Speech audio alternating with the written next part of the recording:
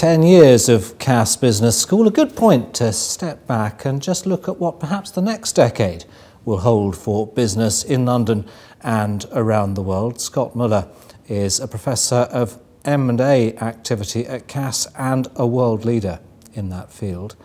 Scott, it's not been in recent years a good time for M&A activity. Is this trend ever going to turn around? Alex, excellent question, because right now we clearly are in a period when M&A activity is depressed, not at record lows. We saw that earlier in the just after the turn of the millennium. But when we look at the next 10 years, that's a long cycle. I think we'll probably even go through an entire cycle at that point. So yes, we will see another peak, maybe not back to quite the levels of 2007 and early 2008, but certainly much higher, if not even double the volume of where we are today. Because this whole thing seems to be almost a sort of pendulum that just swings from one side to another.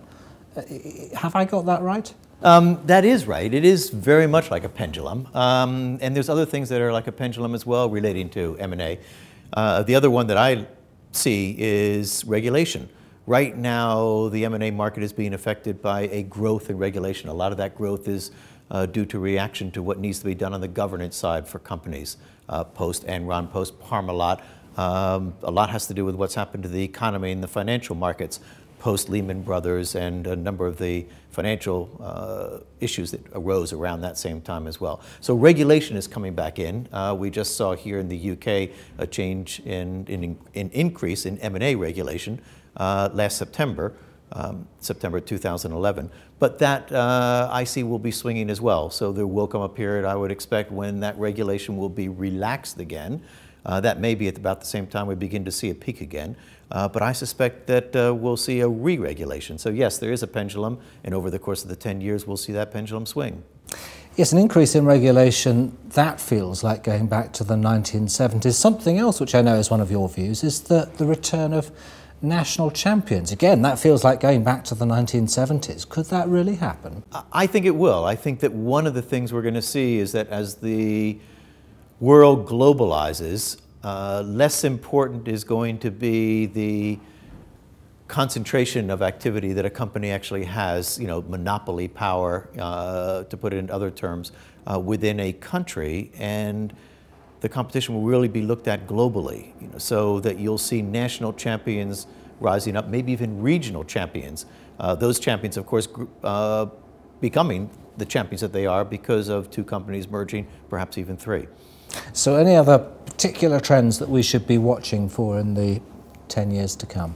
Well, related to that point on the national champions is that the world is becoming more global.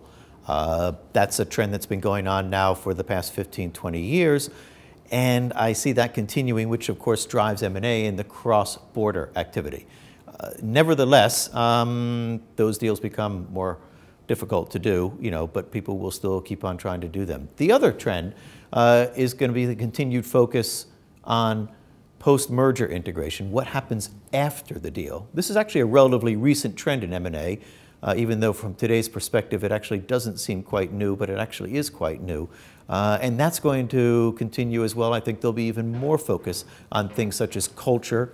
There'll be more focus on things such as people and management, and away from just trying to put two product lines together, put two businesses together from the factory sense. I read a very good book on that subject once. Professor Scott Moeller, thank you very much. Thank you.